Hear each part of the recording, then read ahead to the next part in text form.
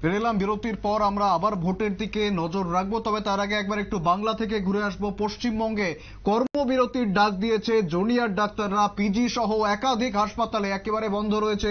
Emergency সহ নন emergency সমস্ত পরিষেবা কিন্তু বন্ধ রয়েছে, এবং যে জুনিয়র ডাক্তাররা তারা কর্মবিরতির ঘোষণা করেছেন। ফলত সেই ধর্মঘট এবং চরম বিক্ষোভ, এক্সক্লুসিভলি আপনারা সেই ছবি দেখতে পাচ্ছেন নিউজ ভ্যানগার্ডের পর্দায়, যে আরজিকর কাণ্ডের প্রতিবাদে কিন্তু রাস্তায় নেমেছেন ডাক্তাররা, জুনিয়র ডাক্তাররা তারা রাস্তায় নেমেছেন। পাশাপাশি মমতা বন্দ্যোপাধ্যায়ের বিরুদ্ধে কিন্তু তারা ক্ষোভ উগড়ে দিচ্ছেন এক প্রকার বলাই যায়, এবং সেই ছবি দেখতে পাচ্ছেন যে রাস্তায় অবরোধে নেমেছেন, যার ফলে হাসপাতালের পরিষেবা কিন্তু একেবারে অথই জলে রয়েছে। যে কোনো ধরনের পরিষেবা এখনো পর্যন্ত পাওয়া যাচ্ছে না, বা পশ্চিমবঙ্গের যে চিকিৎসা ব্যবস্থা সেই চিকিৎসা ব্যবস্থা কিন্তু বর্তমানে একদম অথই জলে। রাস্তায় আরজিকর কাণ্ডের বিরুদ্ধে একেবারে প্রতিবাদে নেমেছে, রাস্তায় ধর্নায় বসেছে জুনিয়র ডাক্তাররা। তারা ঠিক কি জানাচ্ছে শোনাবো।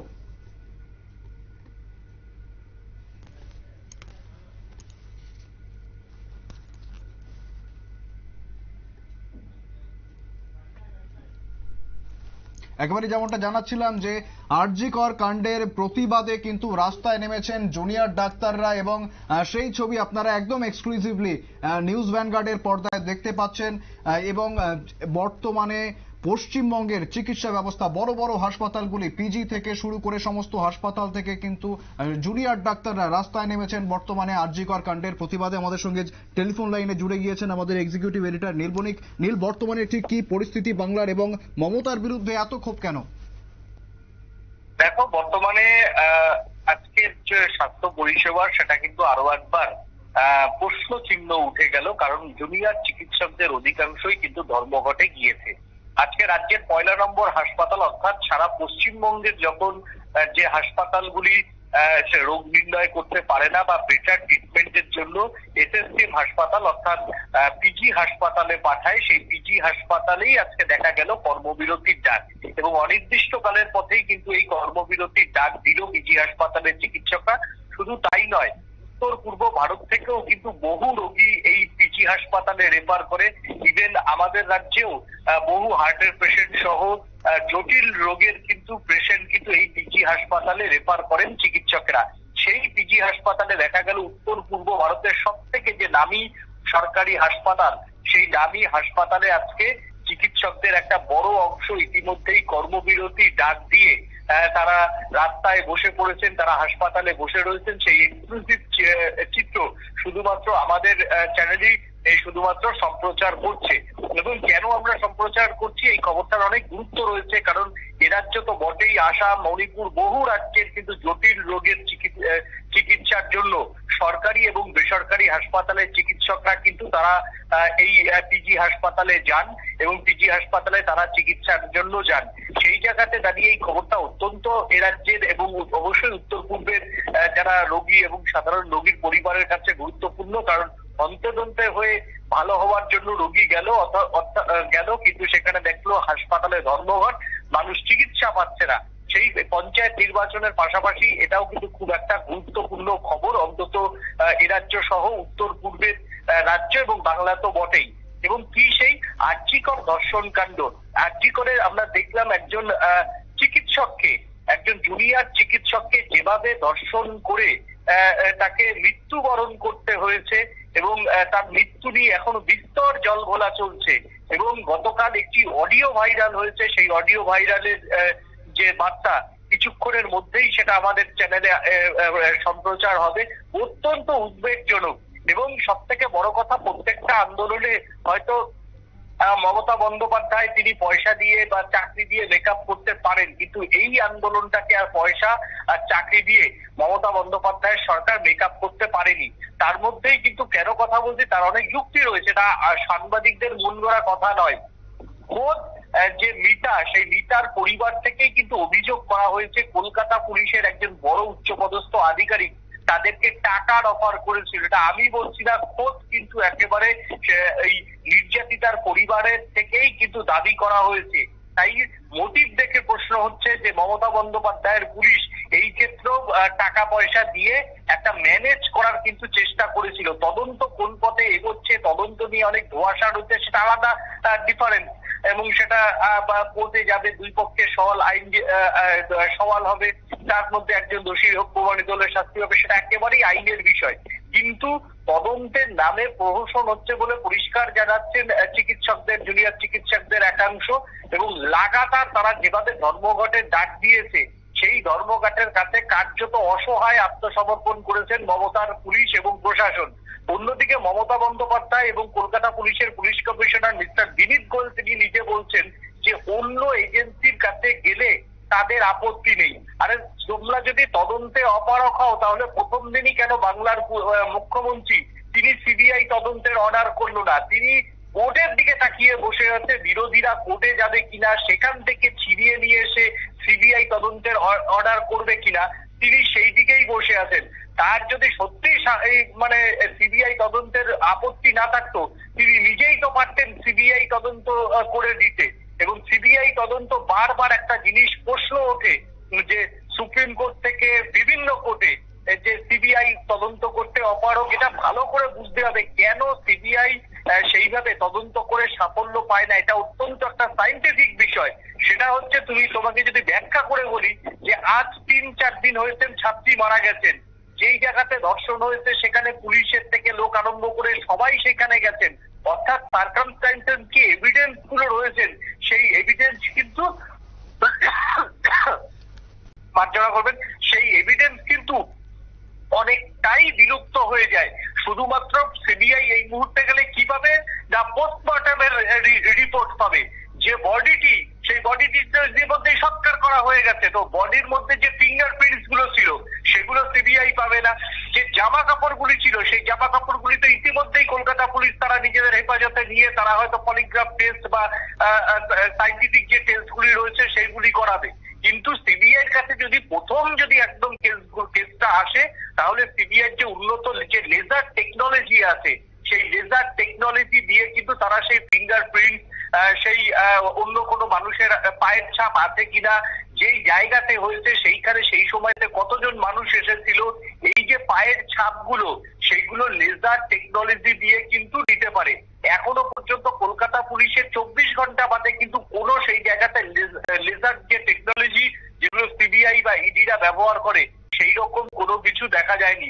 অর্থাৎ যে এভিডেন্স এইগুলো খুব আজকের দিনে ক্রাইম কেসে এইগুলো খুব তথ্য প্রমাণ খুব ম্যাটার করে। সেই তথ্য প্রমাণে যদি আস্তে আস্তে বিলুপ হয়ে যায়, শুধুমাত্র একটা তোমার হচ্ছে পোস্টমর্টম রিপোর্ট দিয়ে সিবিআই এর আধিকারিকরা কি তদন্ত করবে? তারপরে 2 বছর পর যখন বেল পেয়ে যাবে তখন এরাই সব বলাবলি শুরু করবে সিবিআই তদন্তে অপরাধ। অর্থাৎ ভারতবর্ষে যে ক্রাইম কেসগুলি হয় সেই ক্রাইম কেসে দেখা যায় সিবিআই কোনোটা 2 মাস পর, কোনোটা 3 মাস পর, কোনোটা 6 মাস পর সিবিআই তদন্তের চার্জ পায়। তখন 90% এভিডেন্স কিন্তু সিবিআই পায় না, ইডি পায় না। তার জন্যই এই জায়গাতে সিবিআই এবং ইডিকে শুধুমাত্র কাগজপত্রে প্রমাণ করতে হয়, কাগজপত্রে নথি রয়েছে এইরকম বিষয়ে সিবিআই কে কোর্টের মধ্যে গিয়ে তাদের প্রমাণ করতে হয় হি ইজ দ্য ভিকটিম। সেই জায়গাতেই কিন্তু সিবিআই এবং ইডির এই অদূরদর্শিতা। শুধুমাত্র সিবিআই আর ইডিকে মানে তোমার হচ্ছে কালপিট করে আদতে সমস্যার কিছু হয় না। রাজনৈতিক দলগুলি এগুলো নিয়ে একটা জাস্ট তোমার হচ্ছে রাজনীতি করে এবং রাজনীতি করে এটাকে ইস্যু বানায়, তারপর সেটাকে ভোটে যায়, সাফল্য ব্যর্থতা প্রত্যেকটা রাজনৈতিক দল তোমার হচ্ছে ভাগ করে নেয়। কিন্তু এই যে ধর্ষণ কাণ্ডে যে খুন হলো তারা কি বিচার পাবে আদৌ? আমরা খুব ভালো মতো জানি মমতা বন্দ্যোপাধ্যায় নিজে বলেছিলেন যে কামদুনি কাণ্ডে তিনি ফাঁসি দেওয়ার চেষ্টা করবেন। সেই কামদুনি কেসে কি হয়েছে না 2 থেকে 3 বছর বাদে তথ্য প্রমাণ না থাকায় অভিযুক্তরা প্রত্যেককে তারা বেকসুর কলকাতা হাইকোর্ট থেকে খালাস পেয়েছে, যদিও মামলাটি এখন সুপ্রিম কোর্টের বিচারাধীন বিষয়। এই যে মমতা বন্দ্যোপাধ্যায় যদি সত্যি সিবিআই তদন্তে আপত্তি না থাকতো তো তিনি প্রথম দিনই তো সিবিআই তদন্তের অর্ডার করে দিতে পারতেন। কলকাতা পুলিশ কমিশনার তো তিনি ওই লালবাজারে বসে যেভাবে বললেন আমাদের অন্য কোনো তদন্ত হলে আপত্তি নেই, তো তিনি প্রথম দিনই তো বাংলার মুখ্যমন্ত্রীকে বলে দিতে পারতেন, যেটা থার্ড পার্টি এজেন্সি হলে সব থেকে সুবিধা হয়। এখন সার্কামস্ট্যান্স এভিডেন্স নষ্ট হয়ে যাওয়ার পর ধীরে ধীরে সিবিআই যদি মামলার তদন্ত ভার বহন করে, এই তদন্তে কোনো মুহূর্তেই শুধুমাত্র দুটো কেসে, এক হচ্ছে যে নির্যাতিতা রেপ হয়েছে তার পোস্টমর্টম রিপোর্ট, এবং তোমার হচ্ছে স্পাম, যে স্পামের যদি তোমার হচ্ছে অস্তিত্ব পাওয়া যায় ডিএনএ টেস্ট করে, তাহলে সেই জায়গাতে এই দুটি কেস ছাড়া এই অভিযুক্তদের কিন্তু আর কোনো মুহূর্তেই সাজা দেওয়া সম্ভব কার্যত নয়। অন্যদিকে কলকাতা পুলিশের হাতে যে ময়না তদন্তের রিপোর্ট এসেছে, সেই ময়না তদন্তের রিপোর্ট কেন প্রকাশ্যে কলকাতা পুলিশ আনতে পারছে না? কি তাদের ভয়? জুনিয়র ডাক্তাররা কি দাবি করেছেন? জুনিয়র ডাক্তাররা দাবি করেছেন ময়না তদন্তের রিপোর্ট প্রকাশ্যে আনতে হবে। তো ময়না তদন্তের রিপোর্ট তো এমনি এক থেকে দেড় মাস পরে আদালতে যখন ময়না তদন্তের রিপোর্ট জমা করবে, সেই ময়না তদন্তের রিপোর্টে এমনি আদালত থেকে যে কোনো মানুষ পেতে পারে। তাহলে এই মুহূর্তে ময়না তদন্তের রিপোর্ট প্রকাশ্যে আনতে কলকাতা পুলিশের এত ভয় কেন? দরকার নেই প্রকাশ্যে আনার। যে আন্দোলনকারী চিকিৎসকরা রয়েছেন, তাদের 5জন মিলে কমিটি করে তাদের থেকে মুচলেখা নেওয়া হোক যে তদন্তের স্বার্থে এই ময়না তদন্তের রিপোর্ট প্রকাশ্যে আনা যাবে না। তাদের দেখা, তাহলে তারা তো চিকিৎসক, তারা তো বুঝতে পারবেন ময়না তদন্তের রিপোর্ট দেখে যে অ্যাকচুয়ালি ওই যে ছাত্রী, সেই ছাত্রী গণধর্ষিতা হয়েছেন কিনা, তারা তো সেটা বুঝতে পারবেন। এবং তার শরীরে যে বলা হচ্ছে একাধিক চিহ্ন, চোখের থেকে রক্ত বেরিয়েছে, তার গলার যে কলার বোন সেটা ভেঙে গেছে, তাহলে সেখানে ধস্তাধস্তি মারামারি না হলে সাধারণত কলার বোন ভাঙার কথা নয়, এবং চোখের মধ্যে যে রক্তক্ষরণ সেটা তো হওয়া সম্ভব নয়। সেই ময়না তদন্তের রিপোর্ট দেখে তো তারা যারা জুনিয়র চিকিৎসক তারা বুঝতে পারবেন। তাহলে তারাই তো পরিষ্কার হয়ে যাবে যে কলকাতা পুলিশের ভূমিকা সঠিক পথে আছে কি নেই। সেটা কেন করছে না? ইতিমধ্যে তো প্রশ্ন যাচ্ছে, জুনিয়র চিকিৎসকরা আজকে যে দাবিগুলো করছে, একটা দাবিও কিন্তু অমূলক নয়, একটা দাবিও অমূলক নয়। এবং সেই জায়গাতে দাঁড়িয়ে জুনিয়র চিকিৎসকদের মেধার কাছে আজকে মমতা বন্দ্যোপাধ্যায় কার্যত অসহায়। এবং যে ভাইরাল ভিডিওগুলি হচ্ছে, সেই ভাইরাল ভিডিওতে কার্যত রাজ্য প্রশাসনের একাংশ, মমতার প্রশাসনের একাংশ জল মারছে। হাতরস হলে তিনি মুখ খুলতে পারেন, হাতরস হলে তিনি তার প্রতিনিধি 5জন দল পাঠাতে পারেন। আজকে তিনি এখনো পর্যন্ত নবান্ন থেকে আরজি করের দূরত্ব মাত্র 20 থেকে 25 মিনিট তার লালবাতি স্পটে। তিনি এখনো পর্যন্ত বাংলার মানুষের এবং উত্তর পূর্বাঞ্চলের মানুষের কথা ভেবে তিনি এখনো পর্যন্ত জুনিয়র চিকিৎসকদের সাথে কথা বলতে পারছেন না, তিনি আলাপ আলোচনা করতে পারছেন না। হাতরস কাণ্ডে অভিযুক্তদের বাড়িতে, বিলকিস কানুয়ান্ডে তাদের অভিযুক্তদের বাড়িতে পাঠিয়ে দিতে পারে, অসমে কি হয়েছে তিনি তার প্রতিনিধি দল পাঠিয়ে দিতে পারে, তাদের সঙ্গে টেলিফোনে কথা বলতে পারে। আর এখনো পর্যন্ত বাংলার মুখ্যমন্ত্রী, যেখানে 3 দিন ধরে মানুষের চিকিৎসা পরিষেবা সম্পূর্ণ বিপর্যস্ত, সেইখানে বসে আন্দোলনকারীদের সামনে মমতা বন্দ্যোপাধ্যায় কথা বলছে না। আদতে মমতা বন্দ্যোপাধ্যায় যে যুক্তির কাছে, যে জুনিয়র চিকিৎসকদের যুক্তির কাছে অসহায়, জুনিয়র চিকিৎসকদের তিনি ম্যানেজ করতে পারবেন না টাকা পয়সা দিয়ে বা চাকরির প্রলোভন দেখিয়ে। তাই এই ক্ষেত্রে যদি তাদের সঙ্গে কথা বলে তাহলে মুখ পুড়বে, এই জন্য ভয় পাচ্ছেন তিনি। এখন আন্দোলনটাকে কিভাবে নষ্ট করা যায়, আন্দোলনকে কিভাবে পলিটিক্যালি গেম খেলা যায়, সেই গেমে কার্যস্থ ব্যর্থ। এবং এতে বাংলার মানুষের একাংশ চিকিৎসা না পেয়ে প্রচুর মানুষের মধ্যে মৃত্যু কোলে ঢেলে পড়বে। তার দায় কে নেবে? তার দায় কি নবান্নের 24 তলা নেবে, না নবান্নের 14 তলা নেবে? অন্যদিকে বাংলার যা রাজনৈতিক দলের নেতারা আছেন, তারা কিন্তু কেউ সরকারি হাসপাতালে চিকিৎসা করায় না। মমতার ভাইপো চিকিৎসা করায় দুবাইতে, আমেরিকাতে। অভিষেক বন্দ্যোপাধ্যায়, মমতা বন্দ্যোপাধ্যায়ের যারা তোমার হচ্ছে সাংসদরা আছেন, তারা কেউ বড় বড় বেসরকারি হাসপাতালে চিকিৎসা করায়। সরকারি হাসপাতালে তৃণমূল কংগ্রেসের নেতা বা মন্ত্রীরা চিকিৎসা করায় না। মদন মিত্ররাও থেকে আরম্ভ করে সবাই কিন্তু বেসরকারি হাসপাতালে চিকিৎসা করায়। আর অভিষেক বন্দ্যোপাধ্যায় তিনি তো দুবাই থেকে আরম্ভ করে তার চোখের চিকিৎসা হয় আমেরিকাতে। এবং মমতা বন্দ্যোপাধ্যায় আমরা কয়েকদিন আগে দেখেছি তিনি চোখের চিকিৎসা করে গিয়েছেন কোথায় না, একটি দক্ষিণ ভারতের অগ্রজ প্রতিষ্ঠান, আমি সেই প্রতিষ্ঠানের নাম করছি না, নিউ টাউনে, সেখানে গিয়ে মমতা বন্দ্যোপাধ্যায় চোখের চিকিৎসা করিয়েছেন। তিনি কলকাতা স্কুল অফ ট্রপিক্যালে চোখের চিকিৎসা করাতে যাননি।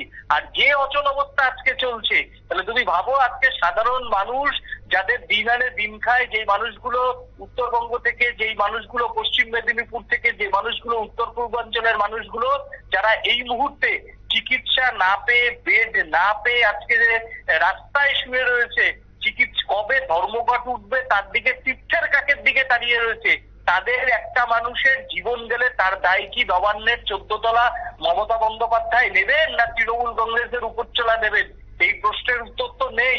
সেই জায়গা জায়গাতে জুনিয়র চিকিৎসকদের মানে রাজ্যের সাধারণ মানুষও এবার করজোড়ে অনুরোধ করছেন যে জুনিয়র চিকিৎসকরা তাদের আন্দোলনকে তারা সমর্থন করছেন, যে আন্দোলন একেবারেই ঠিক, যে ধর্ষিতা হয়েছেন যিনি ছাত্রী এবং তার তদন্ত একেবারেই হওয়া উচিত, কিন্তু পার্ট বাই পার্ট করে তাদের ধর্মঘট তোলা উচিত। অন্তত সেটা যদি রোটেশনটা করে তারা এই ধর্মঘট করে তাহলে সাধারণ মানুষেরও তারা সমর্থন পাবে। এক দিন এক একটা মেডিকেল কলেজে অন্তত ধর্মঘট হোক, তাহলে অন্তত পশ্চিমবঙ্গের যারা দুস্থ মানুষ তাদের যে মেডিকেল পরিষেবা সেই মেডিকেল পরিষেবা জারি থাকবে, সাধারণ মানুষ একটু চিকিৎসা পাবে। কিন্তু এইভাবে যদি রাজ্যের সমস্ত মেডিকেল কলেজগুলি কর্মবিরতিতে চলে যায়, তৃণমূল কংগ্রেস বা মমতা বন্দ্যোপাধ্যায়ের ভাইপো মাননীয় সাংসদ অভিষেক বন্দ্যোপাধ্যায়ের চিকিৎসা আটকাবে না, চিকিৎসা আটকাবে সাধারণ মানুষের যারা প্রত্যেকদিন 300 টাকা রোজগার করতে পারে না তাদের চিকিৎসা আটকাবে। তাই সাধারণ মানুষের বড় একটা অংশের এই আন্দোলনের পিছনে তাদের সমর্থন রয়েছে। তারা বরঞ্চ চাইছে যে প্রত্যেকটা মেডিকেল কলেজের রোটেশন অনুযায়ী তারা এই কর্মবিরতি করুক, এবং এই কর্মবিরতি যদি তুলে নেয় তাহলে সাধারণ মানুষই উপকৃত হবে। একেবারে ধন্যবাদ নীল। আমরা জানাচ্ছিল যে আমাদের এক্সিকিউটিভ এডিটর নীল বণিক জানাচ্ছিল যে বর্তমানে কিন্তু ঠিক কি অবস্থা রয়েছে পশ্চিমবঙ্গে। একের পর এক ডাক্তার তারা কিন্তু রাস্তায় নামছেন, প্রত্যেকে কর্মবিরতি ঘোষণা করছেন। আমরা পঞ্চায়েতের খবর দেখবো, তবে তার আগে আমি একবার এই বাংলার এই খবর নিয়ে কথা না বললেই একেবারে নয়। এই নৃশংস ঘটনা, এই অমানবিক ঘটনা, এর প্রতিবাদ আমরা করেছি, এর প্রতিবাদ আমরা করব, এবং এই ঘটনা নিয়ে একেবারে কথা না বললে নয়। আমরা যাব শ্রেয়সীর কাছে যাব। শ্রেয়সী, বর্তমানে বাংলায় বন্ধু সরকার জাতীয় স্তরে, এবং সেক্ষেত্রে তিনিও একজন মহিলা মুখ্যমন্ত্রী, আপনিও একজন মহিলা, কতটা নিরাপদ মনে করবেন নিজেকে পশ্চিমবঙ্গের এই ঘটনার পর সেখানে পশ্চিমবঙ্গে দাঁড় করিয়ে নিজেকে? দেখুন, আমি এই ঘটনাটি কাল রাত্রে শুনেছিলাম। তো এটা একটা খুবই দুঃখজনক এবং নৃশংস ঘটনা, যার আমরা তীব্র নিন্দা জানাই, এবং যারা অপরাধী রয়েছেন তাদের যেন কঠোর শাস্তির ব্যবস্থা হয় সেই দাবিও আমরা রাখছি। আমি কি জাস্ট এইমাত্র দেখলাম আমাদের পশ্চিমবঙ্গের প্রদেশ কংগ্রেস সভাপতি অধীর রঞ্জন চৌধুরীজি একটি বিবৃতি দিয়েছেন, যে সেখানে যে হাসপাতালে ভলেন্টিয়ারদের ভূমিকা নিয়ে যে একটা বিবৃতি দিয়েছেন, এবং পশ্চিমবঙ্গ প্রদেশ কংগ্রেস ইতিমধ্যেই মাঠে নেমেছেন, প্রতিবাদ জানাচ্ছেন যেন অপরাধীদের শাস্তি হয় যারা অপরাধ করেছেন। এবং যে হাসপাতাল কর্তৃপক্ষ এবং যে জুনিয়র ডাক্তারদের যে আন্দোলনটা যেটা দেখলাম, সেটা যখন একটা ডাক্তাররা যারা মানুষের চিকিৎসা করেন, ডাক্তারদের আমরা ভগবানের রূপ বলে থাকি, কারণ ভগবান ঈশ্বর হয়তো আমাদের এই পৃথিবীতে পাঠিয়েছেন, কিন্তু নতুন জীবন দান দেয় ডাক্তাররা। তো সেই জায়গায় দাঁড়িয়ে এই ধরনের যারা আন্দোলন করছেন তারা নিশ্চয়ই সরকারের কঠোর ভূমিকা এবং যারা অপরাধীরা আছেন তাদের বিরুদ্ধে কঠোর ভূমিকা পদক্ষেপ নিয়ে ডাক্তারদের দাবি মানা উচিত। এবং আমি কাল রাতেই দেখেছি যে পশ্চিমবঙ্গের মুখ্যমন্ত্রী এই ঘটনার তীব্র নিন্দা জানিয়েছেন। সেটা খুবই একটা পজিটিভ দিক, কারণ আমাদের রাজ্যে আমরা দেখি যখন কোনো ধর্ষণ কাণ্ড হয়, কোনো মহিলা বিরোধী অপরাধ হয়, কিংবা আমরা গত দুদিন আগে দেখেছি উদয়পুরে একজন শিক্ষককে পিটিয়ে মারা হয়েছে, হত্যা হয়েছে, আমাদের সরকার, আমাদের রাজ্যের মুখ্যমন্ত্রীর কোনো স্টেটমেন্ট থাকে না, কোনো নিন্দা থাকে না, তারা অপরাধীদের পক্ষে হয়ে দাঁড়ান। সেই জায়গায় পশ্চিমবঙ্গের মুখ্যমন্ত্রী প্রতিবাদ জানিয়েছেন আমি দেখেছি, এবং আমরা আশা রাখবো যে আমাদের পশ্চিমবঙ্গের যারা প্রদেশ কংগ্রেসের যারা নেতৃত্বরা আছেন এবং তারা বৃহত্তর আন্দোলন গড়ে তুলবেন, এবং অপরাধীদের যেন কঠোর থেকে কঠোরতর শাস্তি হয় সেই ব্যবস্থা যেন সরকার নেয়, আমি সেই আশাই রাখবো। তবে শ্রেয়সী, আমি এখানে একটা জিনিস অ্যাড করব। পশ্চিমবঙ্গের যে ঘটনা, মুখ্যমন্ত্রী প্রতিবাদ জানিয়েছে যেমনটা আমাদের জানাচ্ছিলেন শ্রেয়সী, তবে এর পাশাপাশি কিন্তু একটি অডিও ক্লিপও ভাইরাল হচ্ছে, এবং সেখানে কিন্তু শ্রেয়সী স্পষ্ট শোনা যাচ্ছে যাকে গ্রেপ্তার করা হয়েছে তাকে শুধুমাত্র স্কেপগোট বলছে, এবং সেই কলেজেরই পড়ুয়া এই কথা বলছে। এবং এই ক্ষেত্রে দাঁড়িয়ে যারা আসল দোষী তাদেরকে কিন্তু রাজনৈতিকভাবে অনেক শক্তিশালী বলেই দাবি করা হচ্ছে সেই ভাইরাল অডিও ক্লিপে, এবং পাশাপাশি আরো একাধিক অভিযোগ রয়েছে সেক্ষেত্রে, এবং মমতা বন্দ্যোপাধ্যায়ের উপর থেকে তারা সকলেই আশা হারিয়েছেন। কংগ্রেস, প্রদেশ কংগ্রেস, তুমি যেমনটা জানাচ্ছিলে আমিও সেই খবর দেখেছিলাম যে প্রদেশ কংগ্রেসের যারা যুব মোর্চা রয়েছে তারা কিন্তু আরজি করার সামনে গিয়ে প্রতিবাদ জানিয়েছিল তারা কিন্তু মমতা বন্দ্যোপাধ্যায়ের বিরুদ্ধে কথা বলছে। সেক্ষেত্রে আমার যে একদম সাধারণ প্রশ্ন ছিল যে নিজেকে একজন নারী হিসেবে পশ্চিমবঙ্গে দাঁড় করিয়ে কতটা নিরাপদ মনে করবে?